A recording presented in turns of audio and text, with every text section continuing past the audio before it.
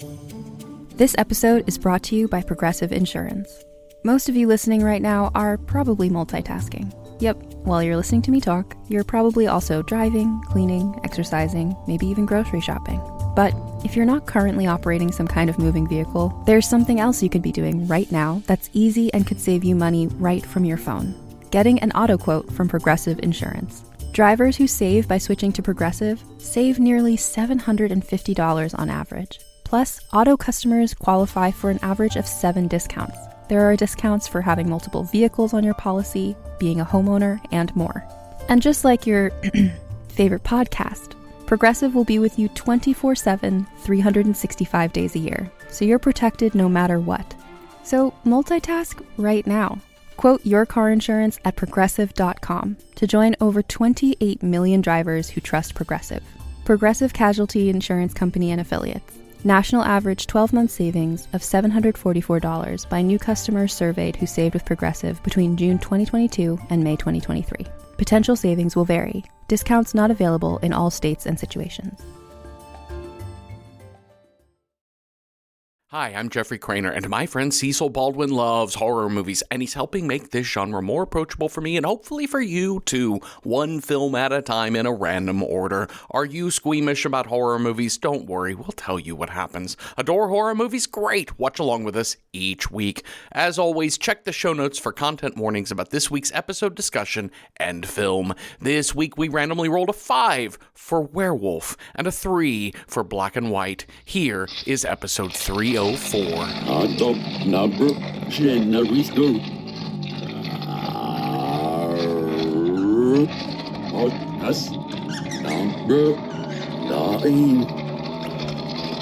This week on Random Number Generator Horror Podcast number 9, The Wolfman, 1941.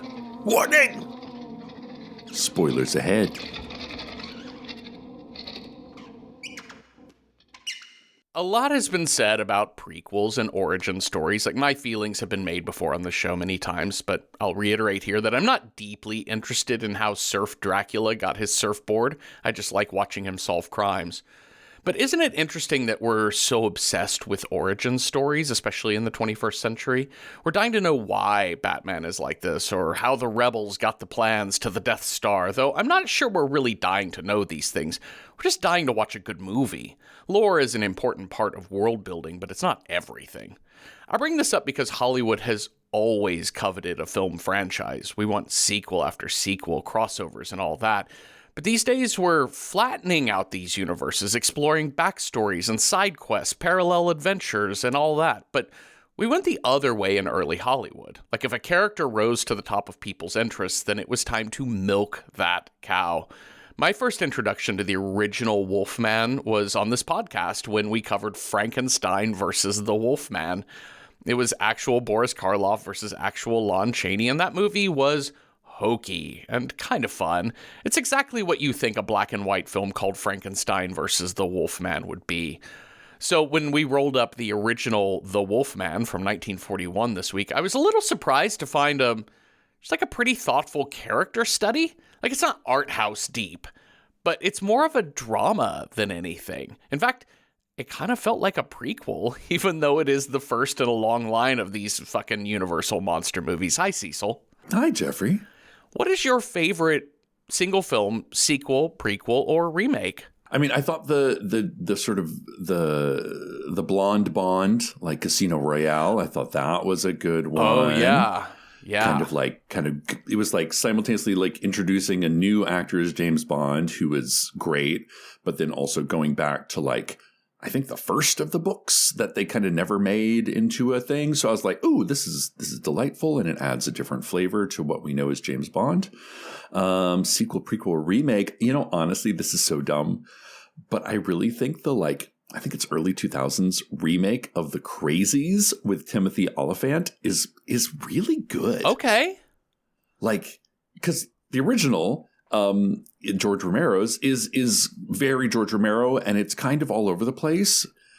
But the remake kind of gives it some heart, gives it kind of like tightens it up, and actually is really scary. Okay.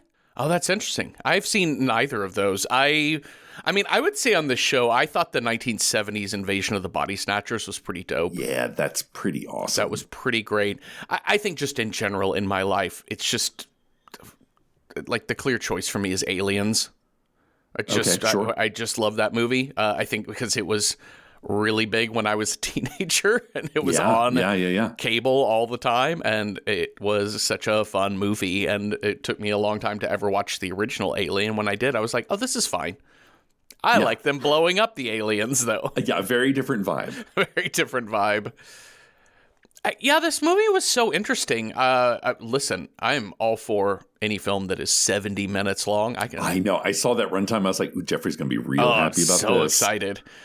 It's a pretty tight 70, I guess. It's very 1941. Sure. But I don't know. I was, like I said in the intro, I was kind of impressed with I don't know if impressed was the right word. I maybe taken aback, but like I was pleased by the way the story is built, that it isn't really a monster movie, though he is a monster. Yeah. And we do have a little bit of the cursory, like, oh, let's watch his face transform forward and back. Of course. And for the special effects at the time is really good.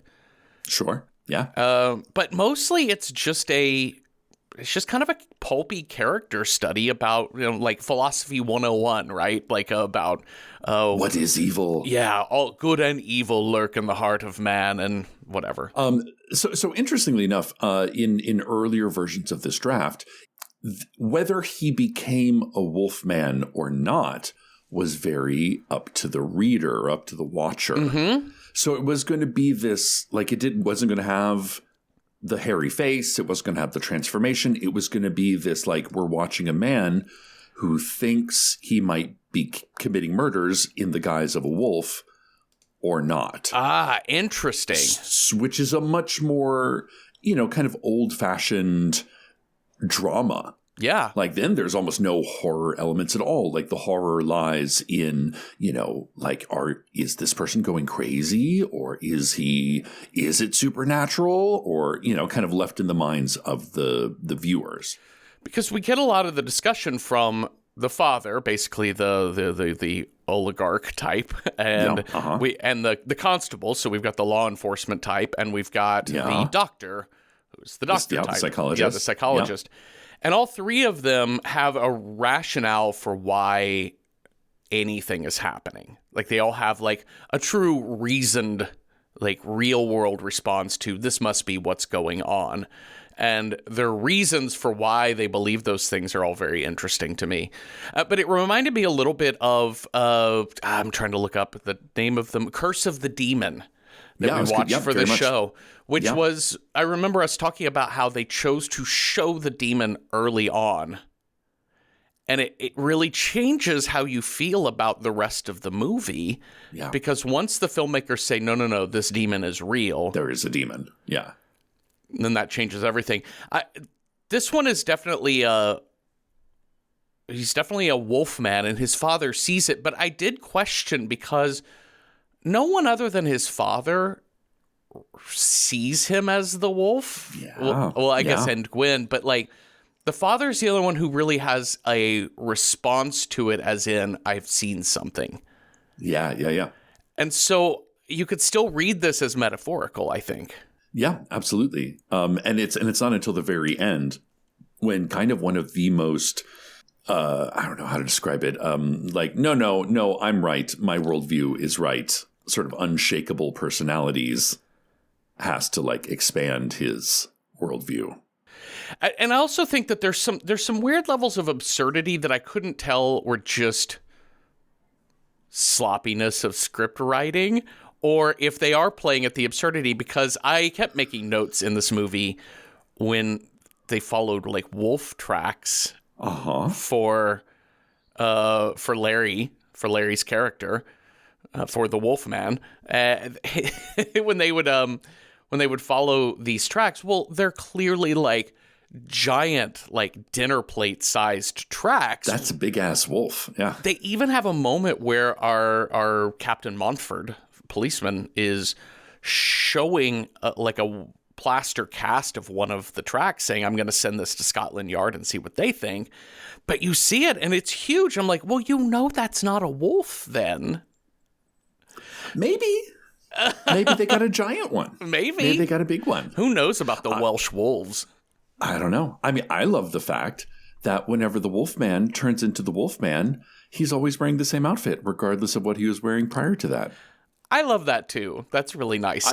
It's kind of like being a ghost, like that whole thing of like, be careful what you wear. Yeah. Because if you die that day, that's your eternity outfit. You're going to haunt him. No. So like, whatever he was wearing the night he wolfed out.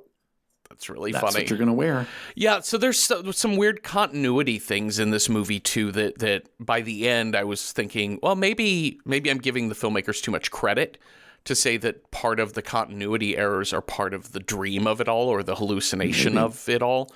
Because when we see the very first wolf person, they're a wolf. They're like a regular-ass wolf. They're not in human form. They're like a Saint Bernard or a German Shepherd wolf. Yeah. I mean, like regularity. Jeffrey, they can't even regulate the accents in this movie. Oh my God. We were joking. I was so confused. Like, okay, so we've got Lon Chaney Jr. coming back home to his boyhood mansion estate. In Wales. In Wales. To meet his father, who he calls Daddy, which, like, listen, this is, if ever there was never a person that you would call Daddy, this is a father, not a daddy. Yes. That they shake hands a lot is their only way of showing affection. Uh-huh. But, like, Lon Chaney Jr. is from, like, Ohio. Claude Rains is from, like West London. Mm-hmm. Like, it's all over the map here. Who's American? Who's British? Yeah. What's going on? Ralph Bellamy, the local constable that grew up in Wales, sounds like he's like from American Tennessee accent. Or some shit. Yeah. Yeah. I don't understand. They're like, oh, that's our constable. And I was like, well, why does he sound like he's from Ohio? What's going on, eh? He's from Canada. Maybe he's from Canada. Yeah, they don't even try, which I kind of loved. They don't even try. They're like, we're not even going to pretend. I love the gall of it that they do not even go for that verisimilitude. They're like, the American audiences will not handle this, so they don't care. Everyone just do a thing. Just another weird little fun factoid. This movie came out like 2 days after Pearl Harbor. Whoa. And Universal was like, oh no, shit, everybody's probably not in the mood to watch something scary. Uh-huh. But then it became this like wild hit. Don't know what that has to do with anything, but just throwing that out there. The other thing about this movie was I watched it on Prime, and so it has like the still screen, like the poster of it when you choose it before you go, after you rent it and you go to watch it. And the poster is like a colorized and then stylized still of the Wolfman kind of like ravaging Gwen, the damsel in distress of this movie sort of thing. And she's like bent backwards and it's so like just tits up. Like just, she's so like, it's a bodice rip. It looks like a bodice ripper. Her heaving bosom. It is heaving bosoms through and through. 100. Yes, absolutely. And then you watch this movie and it's not really that at all. Even Gwen is by today's standards very damsel-y. But I think by those standards, then she's kind of an interesting character with some story to her and some willpower. Sure. And anyways, I found that interesting. You watch this movie and it's nothing like that poster that they're promising at all. Yeah. Well, we start this movie with one of my favorite old movie concepts, which is just clips from the movie to introduce our characters. just like it's almost as good as when they're just like, second best to like the Bad Seed, where they come out and they're like, oh, hello, like taking a bow at the end of the film. That's the best. But this one's pretty good because you're like, oh, Claude Rains. Oh, Bela Lugosi. Oh, Lon Chaney. Mm-hmm. These are the players. Watch them play their parts. And unlike I forget what movie we were watching recently, but was it the ape people movie, the ape. Oh no, the bloody Night of the Bloody Apes, where that one Apes. basically tells you everything that's going to happen in the movie during those clips. That's right. Yes. This one doesn't. This one is just like, here's some people. No. Here's some people.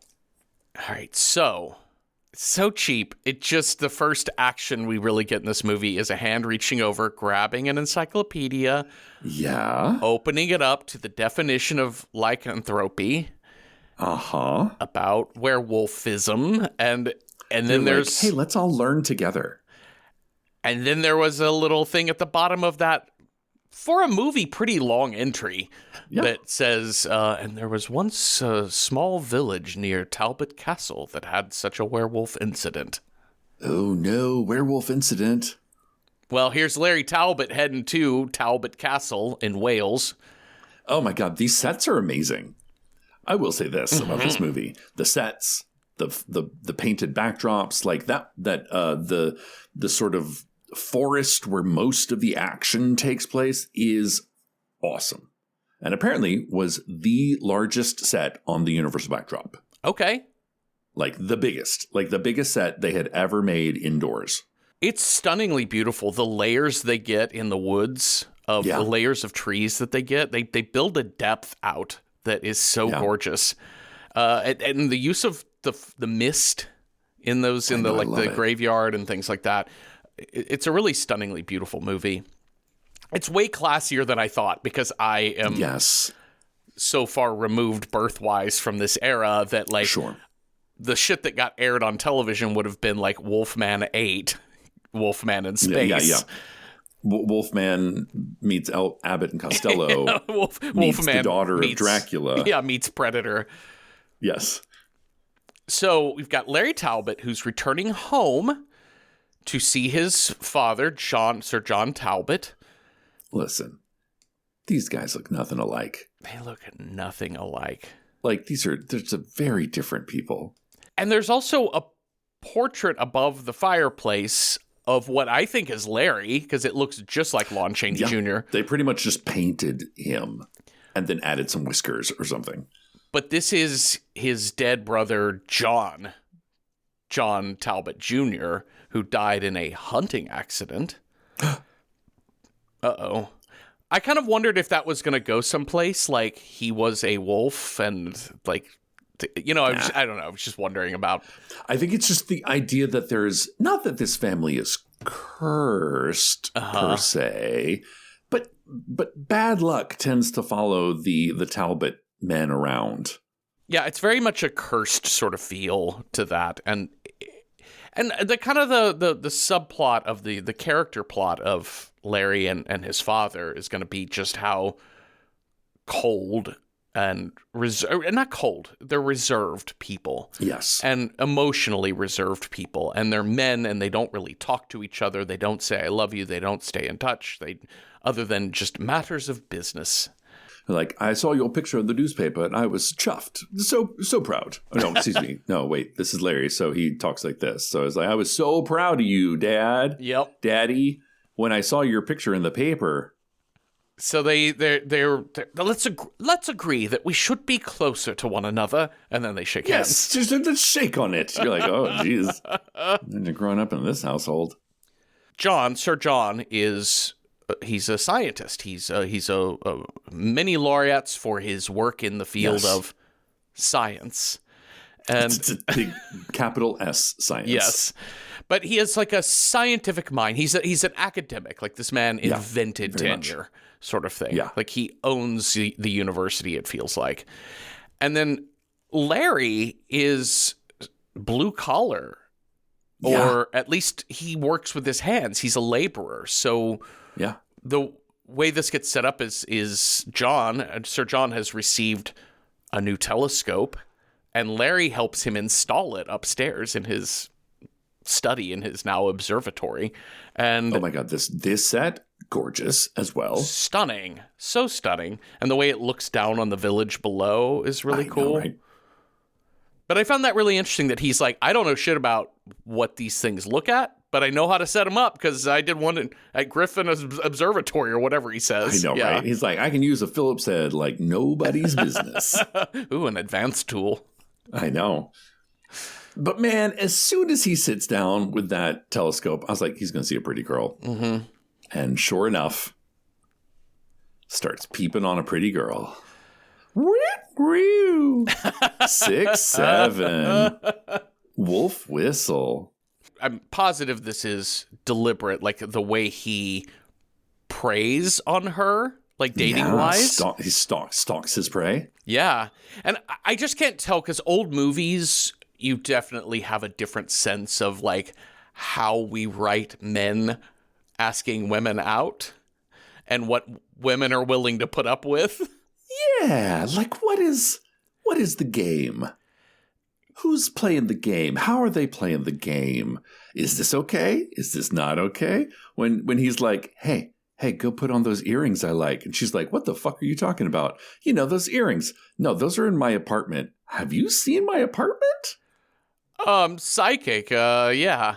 And then later he straight up tells her, like, you know, I didn't mean to spy on you, but my father has a telescope and I saw you. And I don't know what's happening in this relationship, but I get that they're setting up that he's a bit of a predator, like not quite violent or illegal predator by that definition, by today's standards, but in that he's being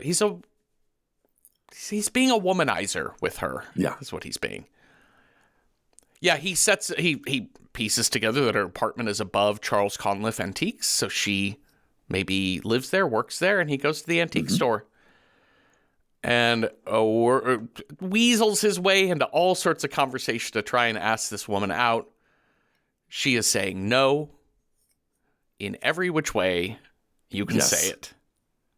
But her eyes are saying yes. Oh, yes, this is very true. This is very true. Do you want to meet me at 8? No. Great, I'll see you at 8. No. I got shit to do. I have an appointment. And then, then of course she's like, oh, maybe I'll just wait around for a minute because he might show up. Oh. He starts looking at canes, right? He's like, maybe I'll just buy a cane. Yeah, it's like, I'll just buy a thing. Yeah, I'll buy a thing. She shows him some stuff. But, the one he's looking at is 3 pounds. He's like, $15. I know. Crazy. Like, for you're pure silver? I'm like, you're from Wales. I know you were living in America, but you're like, you moved back home. Like, I don't think you're thinking in terms of dollars anymore. However we do it. But I can kind of see it because isn't this the era of like, if you're wealthy, you just send your child off at the age of 5 to go be raised in an academic institution, and that they are there until they are 21. Yeah. Like Sir John Talbot ain't changing no diapers. No. No, he's not taking this kid to Legoland or whatever. No. He's like, yeah, ship him off to a boarding school in America. Great. See you when you're 20. Well, he comes across a cane that is made of sterling silver. It's got a little handle on it that features a wolf and a pentagram. Oh, no. Oh, no. And but he's like, what? That's so weird. She recites a poem that I didn't write down about the werewolf lore that has to do with wolfsbane and the full moon and whatever else. Okay, can we talk about the use of repeated verse? It's interesting. In this movie? Yeah, please. Because we have 2 parallel little snatches of doggerel here. And one is sort of the cautionary tale of like, even a man who says his prayers by night can still turn into a wolf under the full moon light. Sure. Something like that. Uh-huh. So it's like, and everybody fucking knows this. Like we hear this shit 3 times. And it's actually kind of funny. Like I think this is sort of amusing in that by the time Larry hears this for the 3rd time, he's like, Jesus, you too? Is this like issued when you move to this village? You got to learn this little nursery rhyme. Uh-huh. And then compare that to sort of Maleva's like kind of benediction for the werewolf. Mm-hmm. The like, kind of the like, now I lay me down to sleep. Yeah, it's like it's basically like you've been through some shit through no fault of your own. Yeah. And now you're at peace. Which is interesting because, a lot of our other monsters, like, you don't, it's not because you're a bad person do you get turned into a werewolf. You know, like there's a lot of other movie monsters, especially at this time. It's like they're kind of an outward manifestation of an inward character flaw. Mm-hmm. But besides being a bit of a cad, which we could very much argue is his inner wolf. Yeah. You know, wolf whistle. Very Tex Avery. Yep. Yeah. But it's this idea that like even an innocent person, like it doesn't matter when you're marked by the wolf. Sorry, sucker. Yeah. But only like, you know, only if you know the deep lore, then you're like, dude, you had a hard row, but you did it. Mm-hmm. And now you can, you know, shuffle off this mortal coil. I think what's so interesting about Maleva's prayer, as it were, not really a prayer, but like this recitation she does for those who pass, that I think the movie really centers her in a positive and interesting light. I mean, it's obviously taking Romani people as having kind of a mysticism about them, especially like incorporating the werewolf lore into their culture, but also it didn't feel pagan in the Christian sense of the word. Sure. It felt pagan in the sense of like, it's just not Christian. And I think the movie is actually really understanding of that. 'Cause there's a moment when Bela, her husband or partner, or her son, even though they're like 5 years apart in age. Let's be real here. But when her son Bela is the wolf and is killed over his coffin, she goes to say this, you know, incantation. But there's like a Catholic priest that shows up, and he's like, "Why do you people have to show up and do all your dancing and singing? And why can't we just have a prayer and a burial like normal Catholic people?" And she's like, "It's just how we do it. We've been doing this for like 1,000 years." Yeah. And I think the movie takes her side, which I found really heartening. I was a little bit worried about, where are we going with this? Here's Bela Lugosi as Bela the fortune teller. I mean, it strikes me as a very American film in that respect. Mm. You know, you've kind of got, like you were talking about, the sort of the trifecta, the Lord, the cop, and the doctor as the, like, you're sort of like institutions. Yes. And then you've got, you know, Maleva and Bella who are kind of outside the institutions, but everything they're saying is right. Mm-hmm. Which I think is a kind of an American, like, and the American sort of lands somewhere in the middle. And because he can't fully inhabit his British lordness, because he spends his entire time either trying to bury the fact that he's Sir John's son, like he's trying to hide his aristocracy, but he also can't fully believe in the like palm reading and the pendant wearing enough to make it through to the end of the movie. Yeah. No, it's very true. So it's like that kind of, he's very American in that he's a bit of a shapeshifter, literally, but he's a cultural or like a hierarchy shapeshifter as well. He's not inside, he's not outside. He's on the cusp. Yeah, like he can't, like maybe his sin, as it were, quote sin, is that he cannot land in pick a side. Yeah, he can't land in the culture he belongs in. He can't find who he is, basically, in all of this. And when you don't know who you are, bad things can happen, I suppose, is what's going. Yeah, I think that's a really interesting take on this. The Romani people kind of run throughout this movie that they arrive in town. It's autumn, and they're arriving in town for basically setting up the carnival. They're going to have a big kind of like fair. Well, at first it's just Bella and Maleva. Yes. Like, it's just like, hey, they're just passing through. There's just this one little, you know, just like, hey, we're passing through. And it's like, oh, cute. You know, we got some visitors. Yeah, let's go get our fortunes told. Every autumn they come through and they do fortune telling, basically. Yeah. It's later a bunch of other people show up after Bella's passing, right? Which we're going to talk about some funeral manners here in a minute. Okay, so so Larry shows up, even though Gwen is like, no, please. Okay, you're here now. All right. Mm-hmm. And then her friend, Jenny? Yes.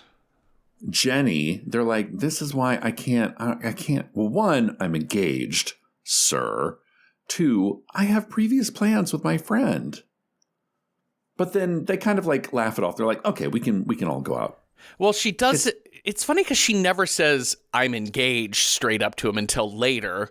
Mm-hmm. But in this moment, he's still working on her, and she's like, well, all right. And then Jenny pops out, and she's like, Jenny, do you mind if he comes with us? and it is a moment where he's kind of defeated, but agrees to go anyway. All right, so they're going to go get their fortunes read.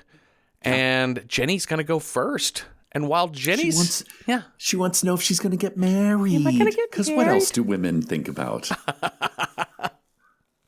When am I going to get married? What if I told you that 2026 is the year you launch your business? Maybe you've got an idea you just can't shake, or that hobby that everyone in your life is telling you to sell. Taking that first step and finally taking action can feel impossible. But with Shopify, all you need to turn your dreams into your new future is at your fingertips. Make 2026 the year you transform into the entrepreneur, founder, and boss you were meant to be.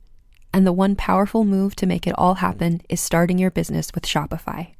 Shopify gives you everything you need to sell online and in person, giving you all the tools to easily build your dream store. Choose from hundreds of beautiful templates that you can customize to match your brand. And you can set up quickly with Shopify's built-in AI tools that will help you write product descriptions and headlines, as well as edit product photos. Millions of entrepreneurs have already made this leap, from household names like Gymshark and Mattel to first-time business owners just getting started. Marketing is built in too. You can create email and social campaigns within Shopify to reach customers wherever they are. And as you grow, Shopify grows with you. The same dashboard that you start with will evolve as your business does to handle more orders and expand to new markets. In 2026, stop waiting and start selling with Shopify. Sign up for your $1 per month trial and start selling today at shopify.com/realm. Go to shopify.com/realm.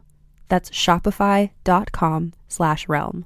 Hear your first this new year with Shopify by your side. So during this break, let me tell you about another movie podcast I like. This is not a paid ad. I legit just want to tell you that What Went Wrong is a great show about how hard it is to make films in Hollywood. Hosts Chris and Lizzie have covered some excellent horror films that we've talked about here on Random Horror 9, like The Exorcist, The Conjuring, The Birds, and maybe my favorite episode of theirs is John Carpenter's The Thing. They also cover plenty of movies that aren't horror at all. I just think their show is so smart, it's well-researched, and I learn a ton about movie making every time I listen. I hope you enjoy it too, so go get What Went Wrong wherever you get your podcasts. Part of the lore that we learned earlier from Gwen about the werewolf is that the pentagram is really important to the werewolf in that the pentagram shows up on the right hand of the person who is next to be gotten. Like the werewolf will see the pentagram on their hand, and that's who he is going to attack. Like the werewolf is marked with a pentagram, which we notice Bella has like a pentagram on his head, which I was like, oof, that's that's a job stopper right there. Yep. Good luck getting a job at Panera Bread with that. But yeah, this is so interesting. The idea of like the mark of the beast, which we normally think is like on the werewolf. But in this, it's like, no, like, it's so funny. The moon appears not at all in this movie, which a lot of werewolf lore is like, for the 2 or 3 days where the moon is full, that's when you're going to be a werewolf. In this, it's like a situational thing where it's like you will meet a stranger. You will want to kill them. And you just like see this pentagram like an omen, which I think is even scarier because then it could happen at any time. This is the first werewolf movie we've watched where I had a pretty strong sense of how do werewolf work. See, you read the encyclopedia from the opening I did. bit. Well, and also it just has a very clear rules for why. Yeah. Because one of the things that's always bothered me about the werewolf is why does it attack anyone? Yeah. Because it's not doing it for food. I understand why vampires attack people. That's pretty clear because it is about feeding on people. Werewolves are just pure rage monsters. Pure rage monsters, which is where it's the Dr. Jekyll, Mr. Hyde thing is a variation on the werewolf story. Like, let your libido out. Yes. And this movie is playing much more in the Dr. Jekyll and Mr. Hyde world that you have two wolves inside of you sort of thing. You know, Shut up. You shut up now. One of them is a potato and the other one is a court jester. Yep. So this movie is definitely playing at more of, it's not just like the full moon comes out and people turn into werewolves and then just start randomly attacking people. Yeah. Because they always like maul people to death and then run away. But that to me is like cat behavior. Like cats, you have an outdoor cat and it just goes around like massacring birds. It's a menace. It's a menace to birds and snakes. Yeah. And chipmunks. It's just not really how wolves behave at all. Anyway, so this movie is much more like, no, the werewolf is not really to do with wolf so much as the good and the evil. And that evil isn't necessarily satanic. It isn't necessarily like Christian evil. It's about the side of a person. It might be an animalistic evil. It might just be the bad things that happen that we call evil. But sometimes you're just marked for death by werewolf. Sometimes you're marked for death by something very normal that is unfortunate and accidental. And so this movie, I just want to give it a lot of credit for making me not ask how do werewolf work. See, there you go. End of rant. And let's move on to Larry and Gwen have just wandered off of like, hey, I want some time alone with you. And she's like, sure. Oh my goodness. She's like, yeah. Jenny's in there with Bella. Bella sees the pentacle on her hand, little circled star on her hand, and is like, you go. Go, go, go. Now, get home. You gotta get out of here. And unfortunately, she gets run down by screaming, growly, howly wolf. By a wolf. By a wolf. And it's like wolf, not wolf man, but wolf. Like quadruped wolf. Yeah. Larry and Gwen are off talking. This is where she says, I am engaged. So that's a problem here. I get what you're doing. You're very cute and nice and friendly and all that. But this is what's up. And they hear the howling, the screaming, and they run to, he says, wait here. He runs to Jenny's aid. Fist fights this wolf. Yeah, he does. Which apparently this wolf was actually his own German Shepherd. Oh, really? So they were just having a tussle. Oh, that's so cute. I love the staging of this because it's like your view is always obscured in a really creative and interesting way. And kind of like the tree and the branches kind of make they kind of cut the screen in two and you can kind of, it's for practical purposes, but it also makes you want to crane your head to the left to want to see the action. Because as we know, only one person is going to understand what the fuck happened that night. And even he's kind of foggy on the details. And he also lives in a culture where everyone is denying his reality. Yeah, denying his reality, even when he states it out loud, either denying it or telling him to shut the fuck up. You're either going to get put away in a prison for murder or you're going to get put away in an asylum for thinking you're a wolf. So shush. His dad manipulates the fuck out of the system. Let's just say I love Sir John. I love that his MO is so clear of my son, we are the Talbots. We don't go to jail. That's not how society works when you are a Talbot. I mean, he all but says that, and I think that's incredible writing. I think it's good. A gentleman's name should only appear in the newspaper twice, three times when he's born, when he's married, and when he dies. That's it. Everything else should be silent. Don't make no waves. Which is so interesting because that also really beautifully ties back into their emotional reservedness as a family, as a father and a son, too, and that like we're not addressing what's really happening. Like, I'm turning into a wolf and murdering people. We're not addressing that. But also, we're just not addressing, like, what it just means to show love, to raise a child and not send him off to some Boston boarding school. He's like, I love you enough to tie you to a chair, but I'm not sticking around to make sure you're okay. That was kind of heartbreaking, that scene, when he's like, you're not staying with me? Yeah, he's like, no, I've got to go talk to people. I've got to go talk to the people to cover up your mess. Be good. So he comes back home, Larry does, or he gets taken back home by Maleva. And Maleva, who always happens to be in the right place, right time, wrong place at the right time, whatever. But she helps Gwen get Larry back to his estate, and he is injured. He's got like a wolf bite on his chest, which we kind of just see the torn shirt a bit. Okay. And Jenny is dead. Jenny be dead. Yeah. Yikes. Captain Montfort is our constable who's, investigating this death of Jenny. Montfort and Sons. But I love the scene the next morning that Larry wakes up and he looks so peaceful. Like, he looks so comfy. It's like, sunshiny. It's like the sun. I know. He's like, these sheets are snuggly. Those are some like bamboo rayon hotel sheets that he's in. Yeah, you got the good shit. And he is. But he kind of looks at his little chest and he's like, there's nothing there. Yeah. That's weird. Well, they had found not only Jenny's dead body, but they found the body of Bela, the fortune teller. When the night before, when Larry killed the wolf, he killed the wolf by pounding it with his silver-tipped cane. But they didn't find the body of a wolf. They found the body of the fortune teller. Who is dressed, but has no shoes on. Yes.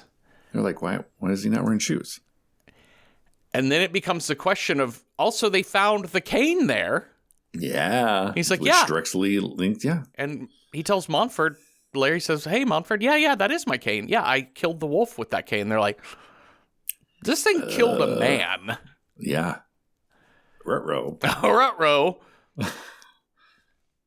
I love the back and forth between Dr. Lloyd, who's also there, and Captain Montfort, because Captain Montfort is very much trying to be a cop. He's trying to be a detective, to be like, I have so many questions for you now, Larry. Mm-hmm. And Dr. Lloyd is, because Captain Montfort wants to put him, or wants somebody to go to prison, and I think already has his eyes on Larry. He wants to wrap the case up, yeah. And Dr. Lloyd is like, I want him in my asylum. Sort of like, that's kind of the vibe of like, no, let him rest. Yeah. Let his mind rest. He needs peace. Yeah. But like, you also get the feeling that the doctor is in Sir Talbot's payroll a little bit. Mm-hmm. Because he's really just shielding Lon Chaney from having to answer some thorny, sticky questions. Yes. But it's ultimately Sir John that steps in and is like, I got this. Boys, come along. Let's talk. Yeah. And, he basically says, listen, I think Bella and Larry both went to save this woman. And as my son was pounding this wolf that was injured and limped away, he tried to save this woman. Bella was also attacked by a wolf, yeah. And in the melee, maybe Bella got hit. It's just like a casualty of war sort of thing. Yeah.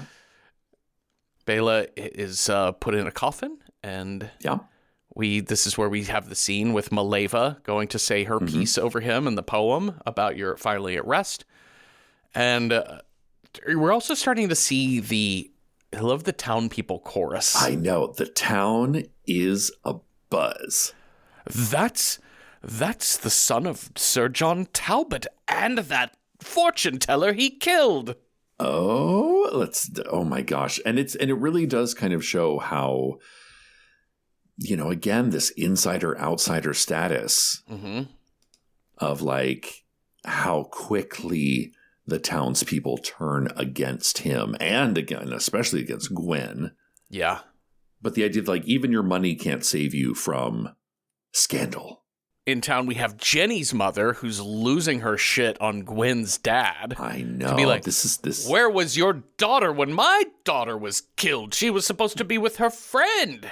Or it's just like why are they even talking to these people in the first place? These like I can't imagine my daughter would ever.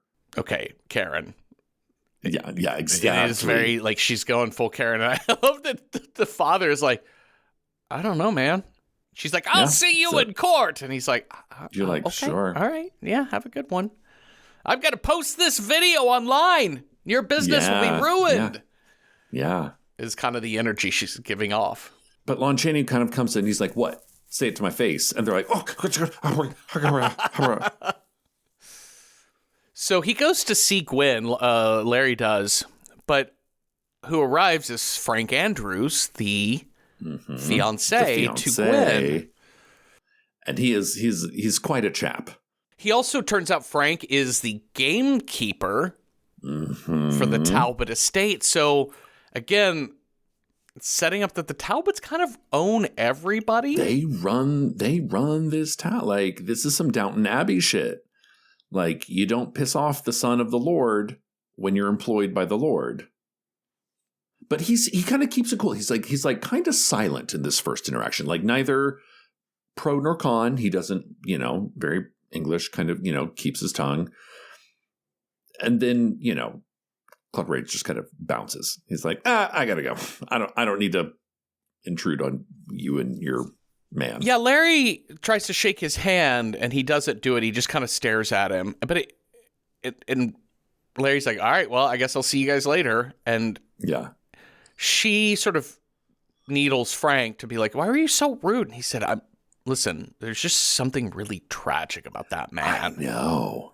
Like, hanging out with him can bring you nothing but death and despair. I was like, ooh, and gothic. And he also kind of has that same the comment that you were just making, too, which is that he's also the son of the estate guy. So, like that's Sir John's boy. Son. So nothing good can come from getting tangled up in that. Yeah. So what if we just left them alone? Well, later that evening or maybe next day, I don't know, Frank and Gwen go to this big Romani festival. Okay. Uh-huh. Like, yeah. Sure. Mm-hmm. They're here. They're like selling blankets. They're doing dances. They're playing the like dulcimer, whatever that fucking thing is, and it's this idea of like, to the sort of Church of England. They're like, no, we sing our psalms and, boring church. This is like, you're going to do a funeral with music and dancing. Ugh, pagan. Yes. I'm more surprised that Lon Chaney shows up at this fete. And I'm like, don't these people know that you're the man who killed their boy? Yeah. And you're just going to walk right into their funeral, their wake, and just be completely like, doop-a-doop-a-doo. Oh, look, let's get some cotton candy. We have sort of set up that Larry doesn't really understand boundaries by the way he talks to Gwen. No shit. So, but like I was kind of taken aback. I was like, oh man, these people are going to fuck him up. Like this is going to be so awkward. Like talk about a fucking needle scratch when like the man who killed your guy shows up at the wake. But no, they're like, here, have a rifle. Hit the ding the target. I think what's so interesting though is I think not just one. I think the main thing here is I don't think they know that I don't even think they're talking about that. And I think the reason they're not talking about that is because of Maleva. Like Maleva is not like she's keeping all this information to herself and she will take it to the grave if necessary. Yeah, and she is the type of person who's like she's very like emotionally wise as a character, as a person. And so she understands why Bela was killed.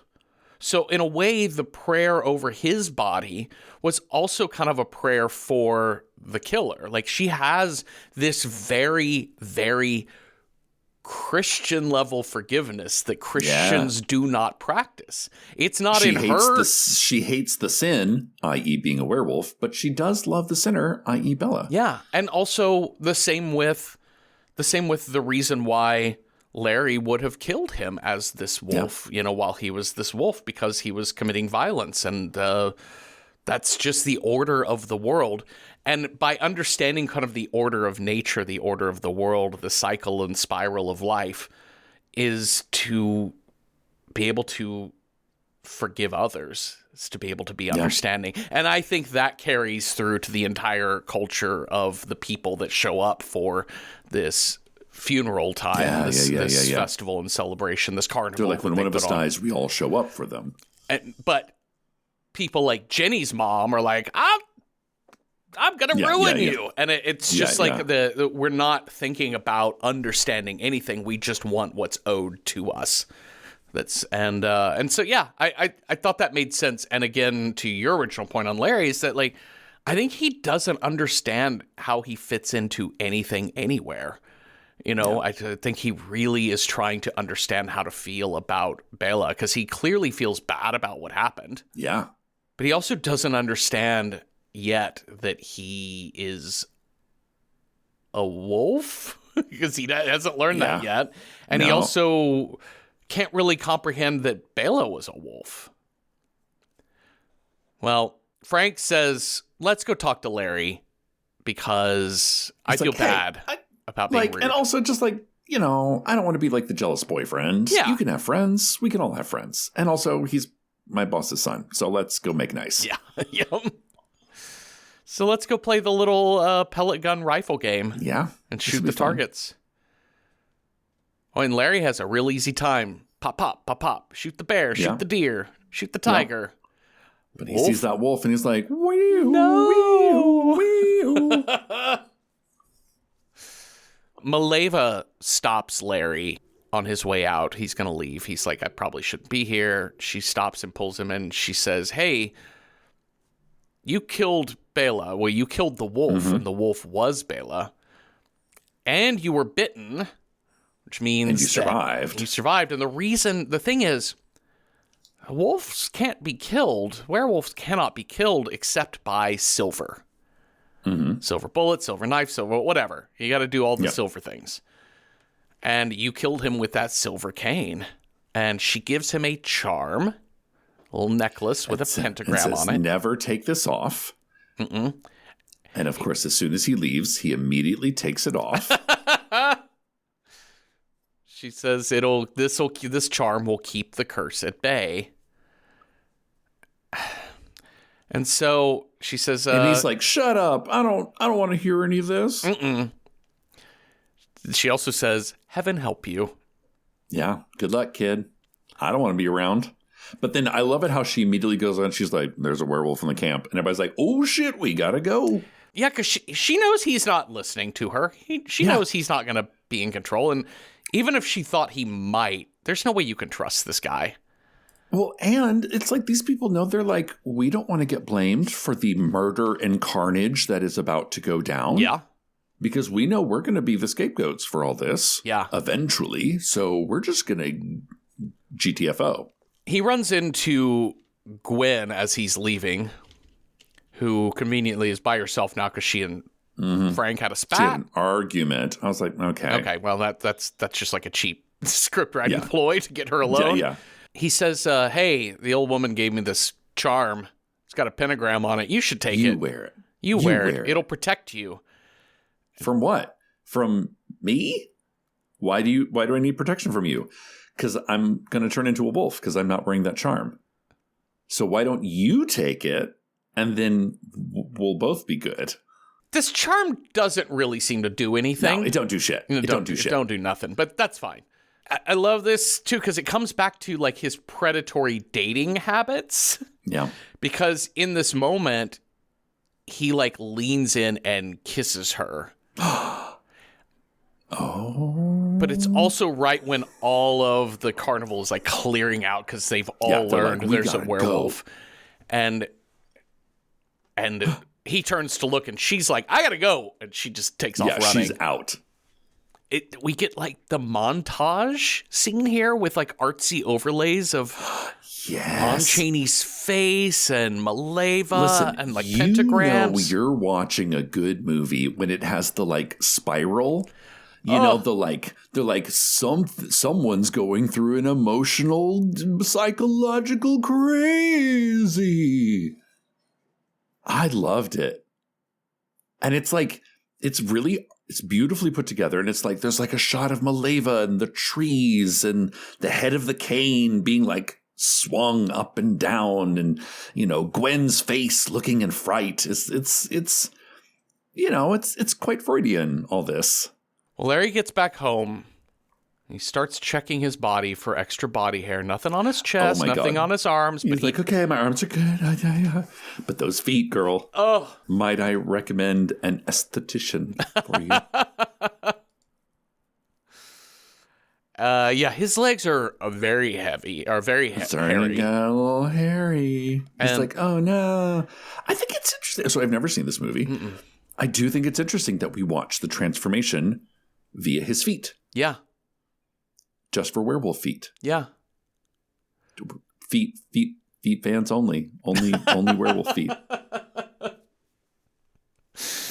And it's like, so like we see like, and you know, it's this gradual, you know, it's kind of what we know is like old fashioned filmmaking of like, you know, interspersed shots of like his feet getting hairier and hairier. Mm-hmm. And then they kind of like, you know, they kind of grow the claw. They have claws eventually. And then he's just twinkle toe tiptoeing through the woods on those little wolf feet. Uh-huh. Prance. He is with prancing. His little imaginary high heels. I did love that he is inside of the wolf foot prosthetic that the actor is in, that he is like on his tiptoe, right? So the human heel that sticks out almost has the vibe of like the reverse dog leg sort of thing. Yeah. You know, like the reverse dog knee that goes the different direction. Or maybe that's cats. I don't remember. Yeah, I don't remember. I don't know how anatomy works. Anyways. Yeah, I don't know. What's an animal? What are animals? I look at cats every day, and I couldn't draw one if you asked me to. But he comes across the graveyard, and there's the gravedigger. Okay. You want to talk about some stellar acting. Oh, yes. The like slack-jawed, like literally what? Like the Homer Simpson level of acting from this guy is top notch. Yeah, it's so good. Top notch. He's got full Sherlock Holmes pipe. Yep. Not the hat, but he's got the big barrel pipe, and he's puffing it up, just taking a break from this heavy digging that he's doing, and like, whoa, it's a wolf. I mean, that's pretty scary, It is scary. Because the wolf is just like chilling and like looking at him. Mm-hmm. And it's not until like Wolfman almost gets offended by his fright of him. Like it's not until like he shows fear that the wolf is like, yeah, wait a minute. You think I'm a scary? I'll show you scary. Like he has to be like he's not going to attack it first. He's just kind of curious. But then he's like, no, arf. That's such a good point because I don't really recall, maybe I missed it looking away or something, but I don't recall seeing the pentagram show up on this gravedigger at all. No. And so he seems to kill him out of rage. Yeah. In the moment, as opposed to predestination, which the pentagram implies predestination. The cops have to investigate this. They realize this man was killed the same way Jenny was, like animal bites to the neck, died from hemorrhaging. But they're like, oh, some tracks. Wolf tracks. The size of dinner plates. Size this big, a paw this big. You mean like a mastodon, like a saber-toothed tiger wolf? Mm-hmm. But they're like, it leads directly up to Talbot Manor. And then we see like, you know, poor man is like scrubbing away at the muddy wolf tracks he leapt into the window through. I want to talk about 2 shots in the scene, because one, it opens on him in bed, but this time, as opposed to the previous bed scene, that like they made that bed look so luxurious and comfortable. Like I was, when we see him wake up in bed previously after the night of the attack, like I instantly felt like what it's like when you get the good hotel sheets.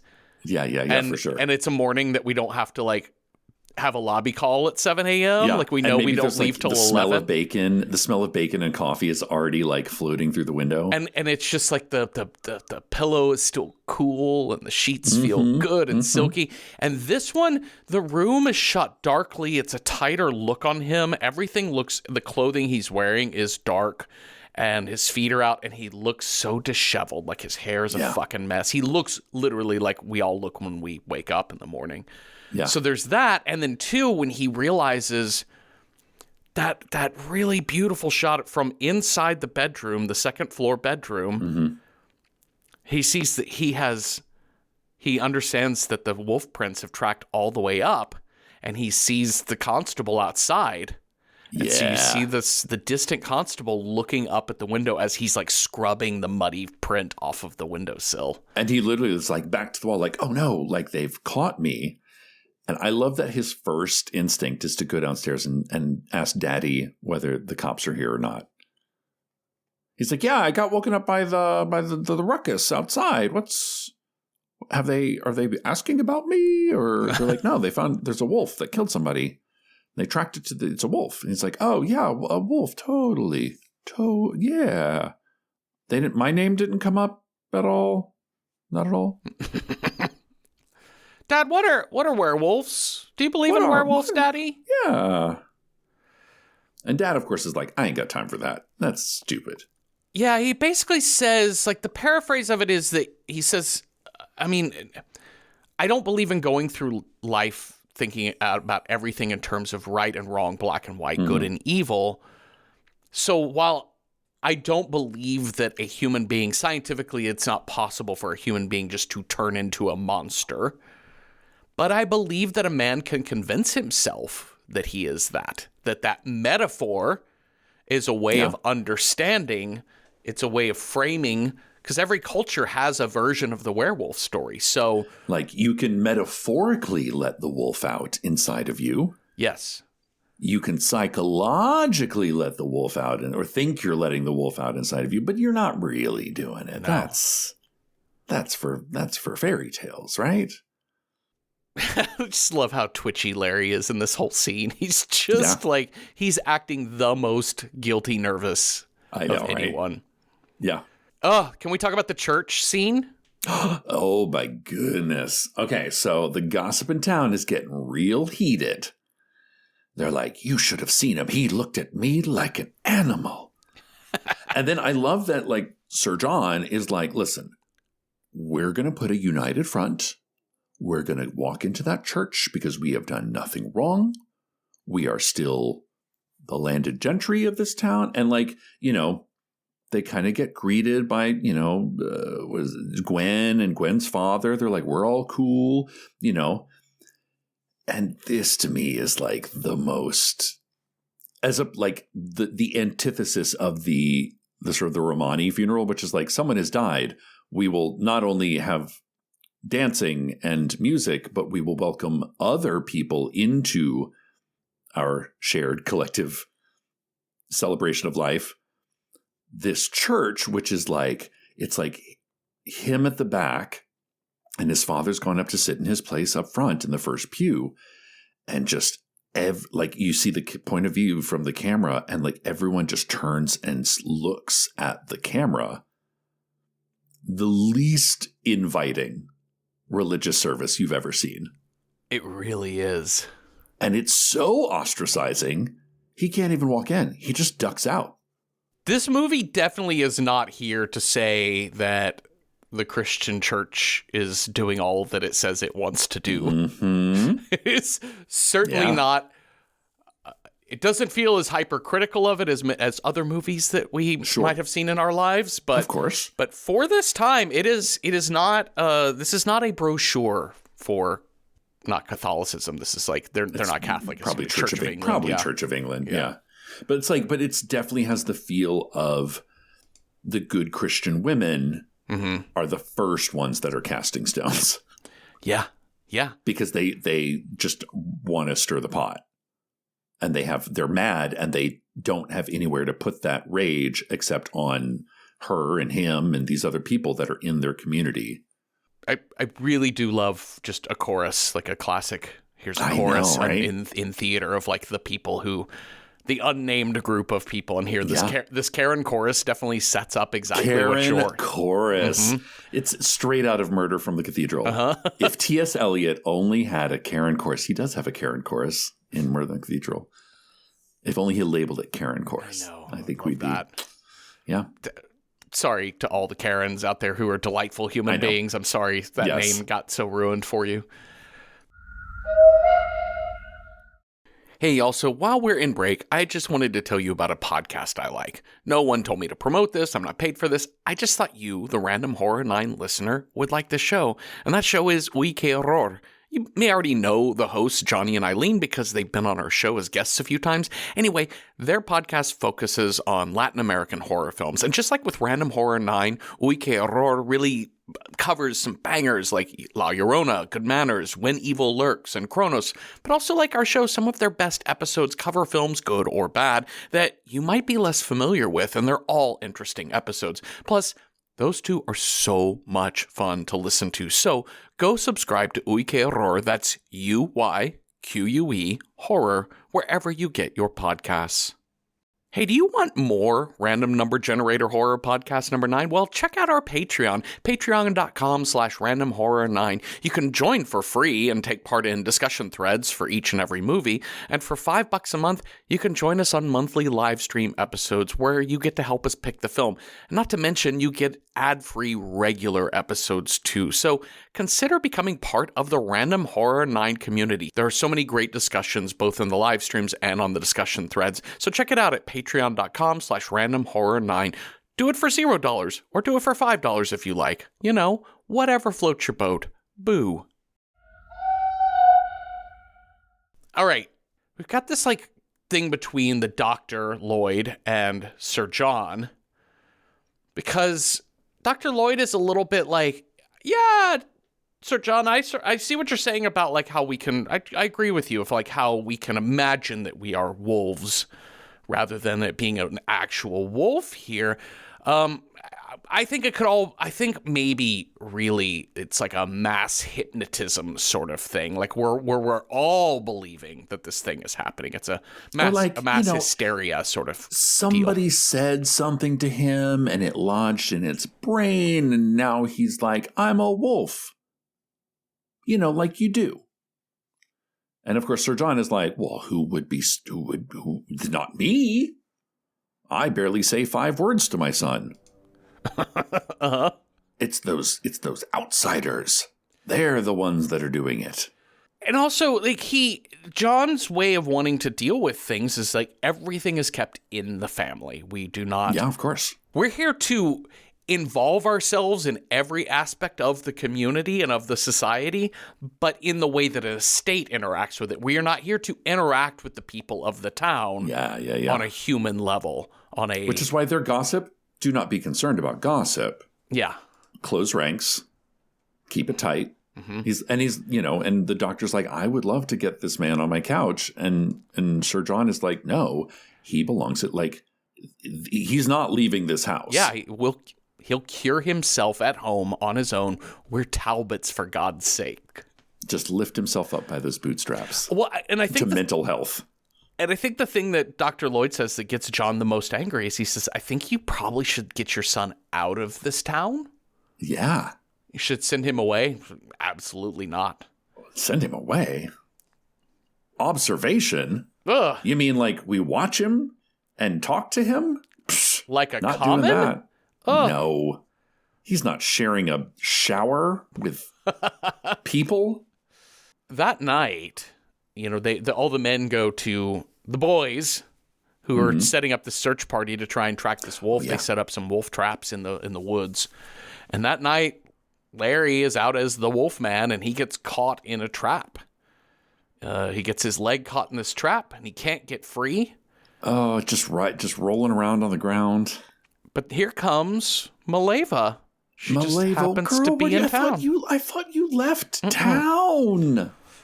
She recites this poem again. And she kind of turns him back. Yeah. Find peace for a moment, my son. And yeah, he turns back into Larry. Into regular Larry. And he's like, he doesn't know how he got there. And she's like, they're looking for you. You gotta go. Yeah. And he does. And I love this so much because this movie makes it very clear that the wounds, he's like Wolverine times 10, right? Like his wounds heal so fast. Yeah. So when he first gets out of this trap, I mean, this should definitely be a thing where you have a compound fracture of your leg bones. Like that thing is going straight to your bone. This limp walk he does through the woods. Oh my God. What a crazy choice. They're like, so the hunters are kind of coming up and he's like, wait a minute. I'm a landed gentry white man. I can just look them in the eye and they can't say shit to me. So they're like, oh, Sir John. Oh, whew, what are you doing here? Just like, same thing you are. Toodaloo. And just walked the fuck away. Toodaloo, motherfuckers. like, oh, wait, I forgot the privilege that I am afforded. I can actually just use that shit whenever I want. And the people are like, good of him to be looking for this wolf with us. Yeah. But kind of weird that he doesn't have shoes on and is limping. And one of our wolf traps is sprung. That's weird. Yeah. I'm sure it's a coincidence. He goes to Gwen's place late at night. The classic toss rocks at a window till I love it. The girl wakes up. And the whole thing is, he's going to tell her, I can't stay here any longer. I got to get out of town. I'm running away. And she's like, I'm coming with you. I can help you. And I'm like, girl, what is your MO? You need not to be involved with this dude anymore. No, because if you feel that way, we need a little bit more to address your feelings on Frank. And I kind of get it that Frank is just like, it's not a big village. You grew up with this guy. Well, that was the thing. She's known this guy since he was 12. It's the like, we always got along. So naturally we became sweethearts. So naturally we're getting married. But you kind of get the feeling it's a rather long engagement. Yeah. Because they're kind of friends more than anything, you know. They'll reach a point where we're like, well, we got to shit or get off the pot here about having kids and raising a family and doing what we're doing. And, you know, we can fuck once or twice and make a couple kids and then move on. Heavy petting. Yeah, heavy petting. So, yeah. So I sort of get that there's that he represents the much more carnal lust, right? Take a walk on the wild side. Yeah. Listen, I want to run away with this man because I want to help him is a bad reason to run away with a man. I'm just going to say that right up front. Yeah, I can fix him. I'm no expert on dating, but I can fix his wanted status with the law and his random attacks of werewolfism. Yeah. I can do this. He's like, listen, you know, I'm a murderer. Like, that's what's happening. And I killed them. I mean, I didn't know I was killing them, but I did. Yeah. And so, like, whoever's next, it might even be you. And at that moment, the pentacle appears on her hand. Enough. She's like, what do you see? He's like, I gotta go. Peace. Do not look at me. Don't look at me. So back at the estate, he's telling Sir John, he's telling Daddy, hey, here's everything that's gone on. Yep. And I'm a werewolf. I killed 2 people now. Dad's solution. Dad is like, all right, well, here's what's up. We're going to tie you to a chair. God, this is such dad reasoning. They're like, oh, you're addicted to something? Well, we're going to solve this right now. Yeah. You're having a hard time? We're going to fix this tonight. Yep. And then we're never going to speak of it again. I caught you smoking, son. Here, we're going to make you smoke a whole carton. And you're like, That's right. what? That'll fix you.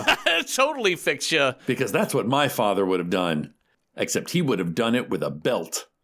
He not only ties him to this chair, but he ties him to a chair next to a window. I know, I love it. Because Dr. Lloyd later is like, hey, did you give him that sleeping pill I told you? Because I want him asleep during all of this, because he is part of Larry's problem, Sir John, is your son has too many things. There's too many stimulations happening. It's too much stimuli, and it's upsetting him, and I want him to be minimally upset.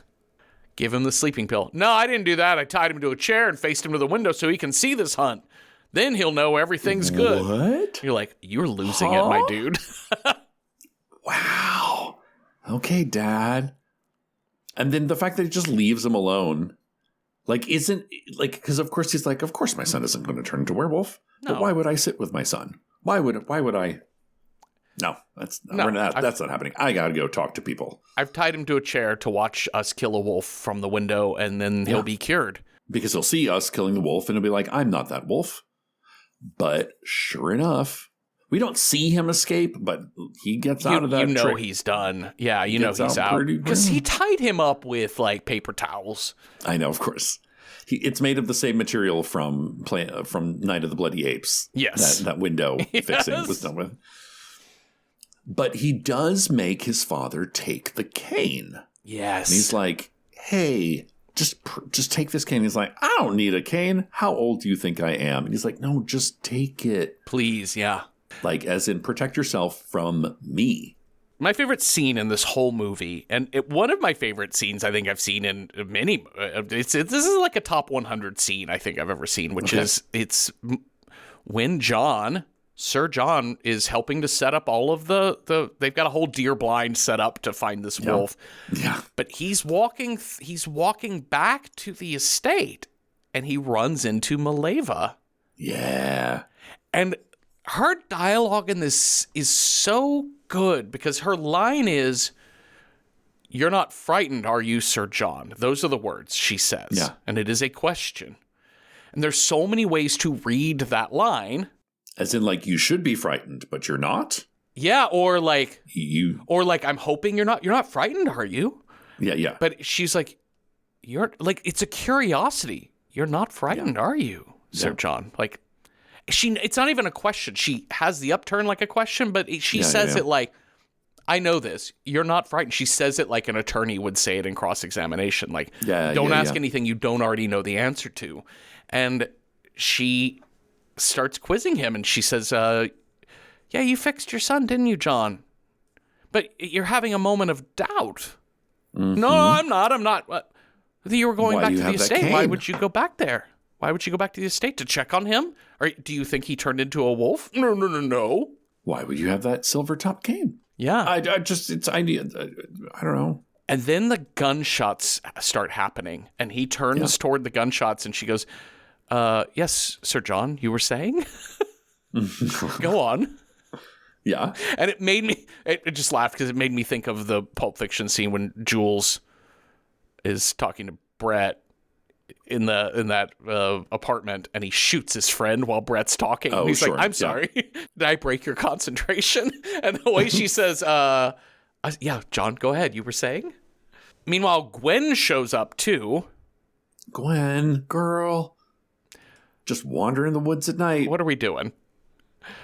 Well, Gwen shows up, and Maleva's like, let me give you a ride out of town. Yeah, like, you need to come with me because you are in danger. You're fucking marked. Yeah. And she's like, no, I gotta help Larry. Cecil, I want a better name than Larry for the Wolfman. I know. Lawrence. It is Lawrence Talbot, but anyways, I get why he's Larry, because the vibe that he gives off. He is a Lawrence. Yes, he definitely is giving Larry. Just call me Larry. You're like, okay, you're a salesman. Yeah. Well, unfortunately, Wolfman finds her, tracks her, grabs her. Chokes her? Yeah. It's quite, you're like, oh, did he kill her? But then he gets distracted. drops her. Because Sir John shows up. Yeah. And now we have the big fight. Tussle. And listen, Sir John is just beating the shit out of him with that fucking cane. It is impressive for a man who probably doesn't have to do a lot of physical labor. Mm-hmm. It's impressive that he gets the best of this wolf man. I know that he's like, I love looking through telescopes. Mm-hmm. I love hiring other people to keep the game in check. To carry heavy things around my estate. Uh-huh. But man, he probably got a lot of rage built up in him as well. Probably a lot of resentment against his son as well. Yep. Because remember, his favorite son died. He's stuck with Larry. We didn't even talk about that. Like that first scene when Larry shows up and we see the portrait of John and Larry's like, I'm so sorry about John. And the dad was like, yeah, here's how heirs work. It's the eldest son that gets everything, but it's the youngest son who usually is resentful of all that because they're not as loved and they're not as good as the older son. And Junior is dead and now here you are. So I guess it's yours. Yeah. Love you, son. Yeah. Let's be more friendly with each other. Yeah, let's try to talk to each other or something. Shake hands on it. Daddy, Sir John, gets the upper hand and beats this wolf to death with the silver-tipped cane. Yikes. And Maleva shows up. Here it is. The way you walked was thorny through no fault of your own. ... Your suffering is over. Now you will find peace for eternity. Like tears into the ocean. Mm-hmm. That's right. And he changes back into Larry from Wolfman. Sir John is shook. He is shook, and you can see it in his eyes. And that's when the hunters, which include Frank, the constable, and Dr. Lloyd, all arrive. And it is Dr. Montfort that says, oh, I see. Oh, Larry, the wolf must have attacked poor Gwen, and Larry came to the rescue. Of course, I'm so sorry about the loss of your son, Sir John.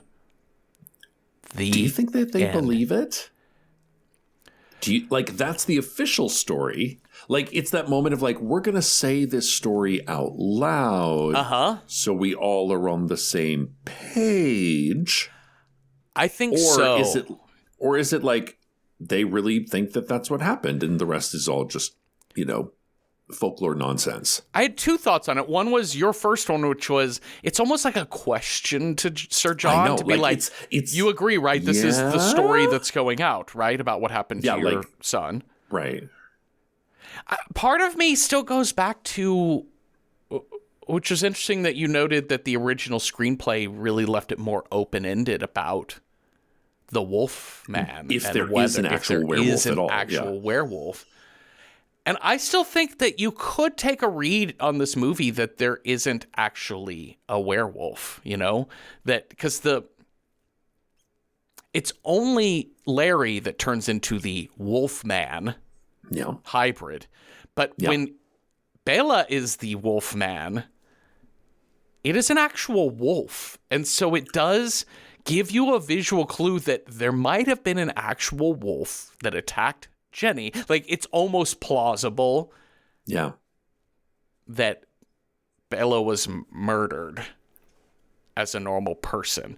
I mean, I tend to side with Maleva. I trust her character so much in this movie, so I'm not here to disbelieve the Wolfman as a reality, but I think you could still take a slight read on this. But yeah, I'm in agreement with you. I think I think the constable is stating this all as a subtle question.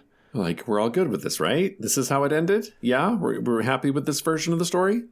Great. Case solved. It's so easy for John throughout his previous many years on Earth to say, absolutely, that's what happened. Yeah. But now that he's seen it. But he's seen it with his own eyes. How's he going to go back to his observatory and all of his science-y, and he's going to be like, my son died as a wolf, but then turned back into a man. And I have no more heirs. I'm going to die alone. The end. Shall we rate this movie? Yes, let's. All right. On a scale of approachability, if you're horror squeamish, how approachable is The Wolfman from 1941? On a scale of 1 to 10, 1 being not approachable at all and 10 being very approachable, I'd give The Wolfman, like, I'd just give it 9, right? Like, I think it's... Yeah. It really is a character study more than a monster movie. I give it 9 out of 10 silver-tipped canes. There we go. That's my award to it. And when he is a monster, he just goes prancing through the woods. He's prancy. He's not... He's prancy dancing. He's not super scary. I think by today's standards, the scares are really mild and kind of cartoonish with the woo-woo-woo-woo-woo gravedigger guy. Yeah. The fight choreography, especially when he goes for Gwen, kind of is lackluster and doesn't make a lot of sense. I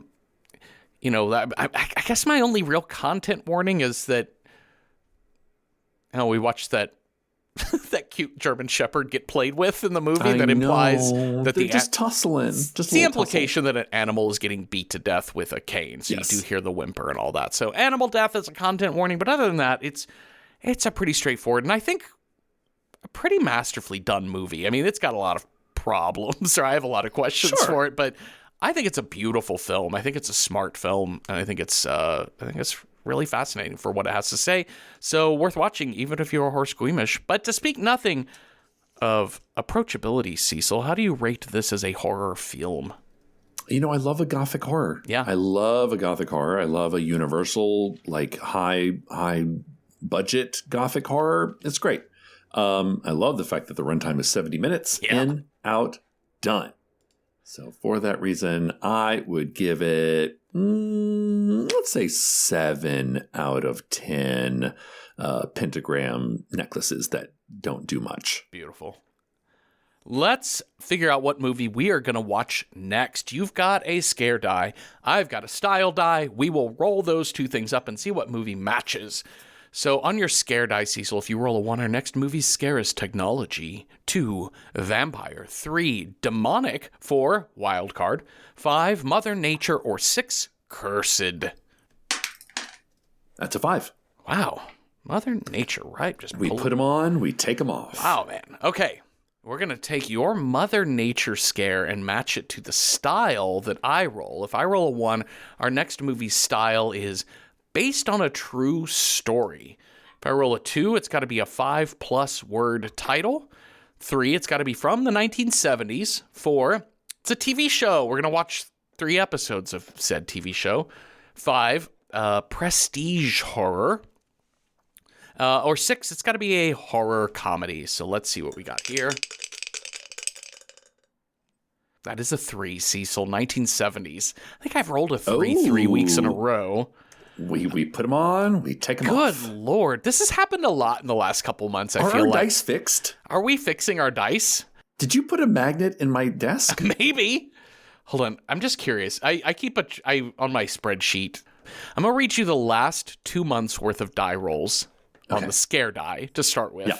I'm going to start with today and go backwards for 8 weeks. Okay.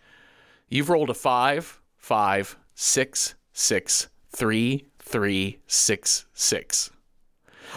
On my style die, here are my last 8. 3, 3, 3, 4, 3, 4, 3, 4. What? Wait. Oop, no. Yeah, let me do a test. 3. I rolled a 4. 2. Wait, do I need a different 1. die? Is this thing loaded? This is the same die I've used for the entirety of the show. I've been using this green die the entire time because same. it's green like a monster. I've got my rainbow die for the style. So I just rolled a 3, a 2, and a 1. So that's funny. It's not. It's just that's what we're doing. That's hilarious. But listen, this is going to be an embarrassment of riches. We got some good. The choices. Yes, here. 1970s are not going to let us down for Mother Nature. What? We're killing our planet. What? Mother Nature? Earth Day? Okay, so we have got a couple that we wrote down ourselves, but also we have a letterboxd account at Random Horror 9 where we have lists of all the possible die rolls that given week, and you can leave comments on those to help us find other movies. So The ones I wrote down that just came immediately to mind of Mother Nature meets 1970s are Day of the Animals. It's a day where all the animals go crazy. Starring Leslie Nielsen. Oh, is it really? Oh, nice. Yeah. There is also Frogs. Oh my gosh. I've not seen all of Frogs, but I've seen like the first half of it, and it is a trip. Is it special? Is it a special movie? It's really special. Okay. And I'm quite curious to see how it ends. I think on the other end of the spectrum, I think this is going to be one of these rare cases for 1970s Mother Nature movies is Long Weekend, which is an Australian film. Oh my God. Like Long Weekend is like satire, but you're like, is it satire? Are these people? It's really subtle. It's about two kind of yuppie couple that go camping and just like throw their trash everywhere, are just bad. Bad. And nature is like, fuck you, we're going to kill you. And it's Australian, so that's their country's motto is nature like will kill you. The nature will kill you. Also wrote down Grizzly. Ooh, giant grizzly bear. Also wrote down Night of the Lepus. Giant killer Rabbit. rabbits. Oh my God. I love the still shot of just like rabbits, just normal ass rabbits running through a dollhouse sized mock up of a town. Come on, with Janet Leigh. Ugh. I think Night of the Lepus is like horror homework in the bad horror sort of way. Like it's very famous. It's famously cheesy. Yeah. Like this is on the John Waters list of movies to watch. And I think it's like I don't think it's intentionally, if I remember correctly. I don't know that it was intentionally cheesy. No. Unlike Attack of the Killer Tomatoes, which is intentionally which is a comedy. cheesy. Kind of it's kind of making fun of the like silly movies of the 1950s and early 60s. Yeah. Well, those are the ones I included. Let's see what people on Letterboxd had to say. Shuck a Nut recommends Prophecy, 1979. Oh, yeah. I've never seen this. I've always wanted to watch this movie. This film follows an environmental agent filing a report on a paper mill, not knowing that the mill's waste has polluted the river, causing mutations to man and beast alike. I do know that this movie is the inspiration for South Park's Man Bear Pig. Okay. Because apparently the bad guy, like the animal, like the mutant, looks like a man bear pig. Uh-huh. I've always wanted to watch this movie. Okay. Radical recommends The Bees, 1978.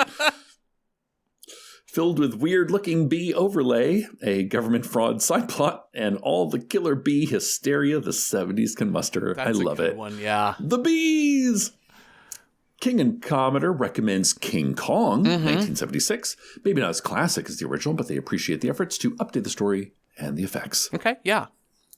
Ooh, this is a good one. Masket Case recommends Orca, 1977, a blatant ripoff of Jaws that actually manages to be good. Richard Harris, Charlotte Rampling are the leads, and they're pretty handsome. Say it's a good time. Squin recommends The Island of Dr. Moreau, 1977. That mad scientist turned animals into humans. Honor what? Dr. Moreau, you so crazy. Uh-huh. Half Price Horror recommends The Swarm from 1978, a notoriously schlocky movie with a wildly overqualified cast that includes Michael Caine, Catherine Ross, Richard Chamberlain, Olivia de Havilland, also about killer bees from Mexico. This one is supposed to be really bad.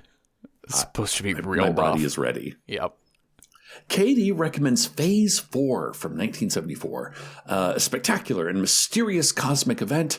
Ants of different species undergo rapid evolution, develop a cross-species hive mind, and build 7 strange towers with geometrically perfect designs in the Arizona desert.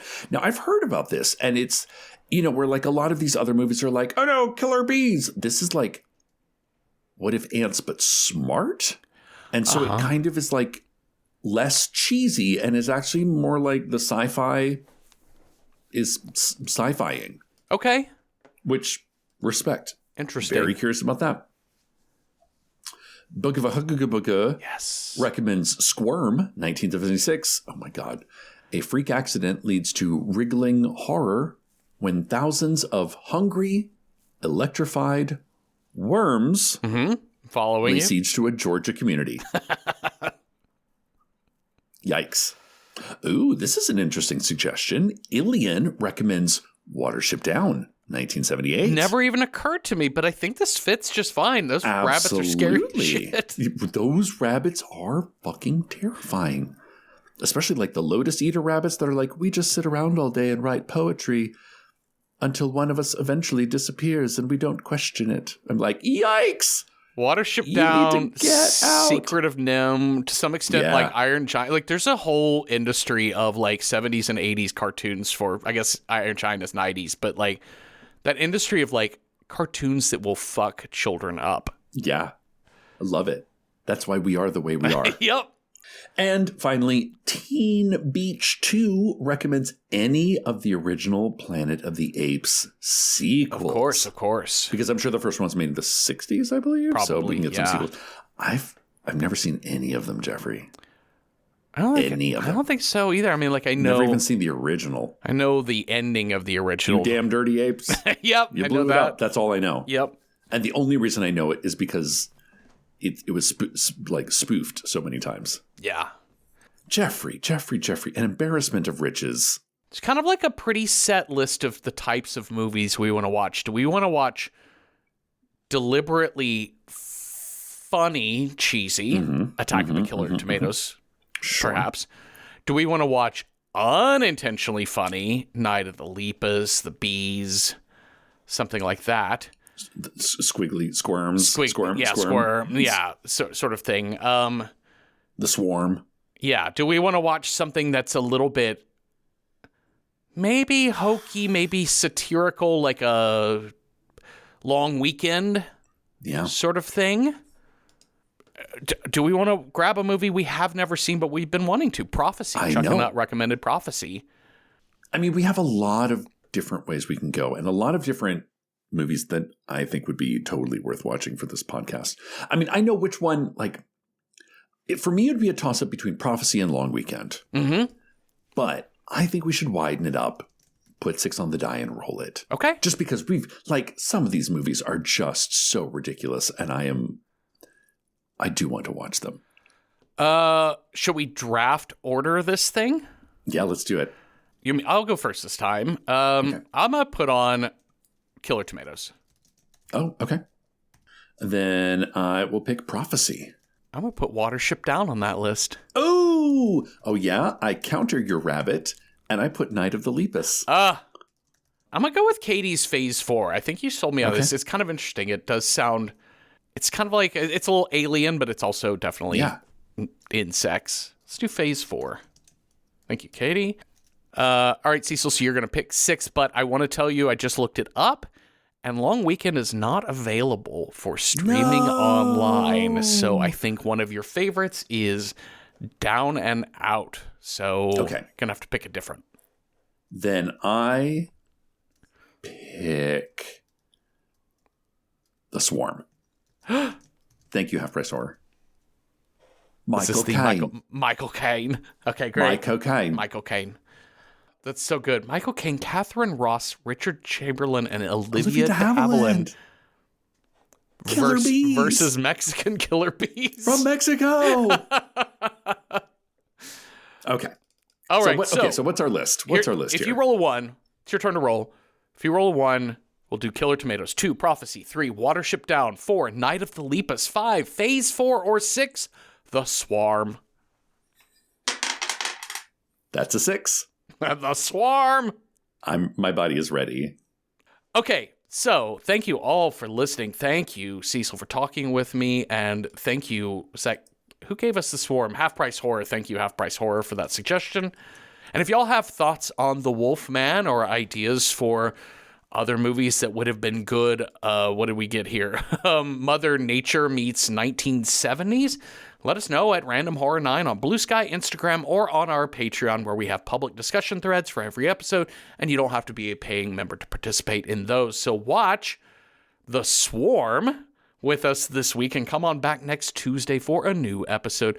Have a restful night with no creepos watching you with a telescope or nothing. Boo. Boo!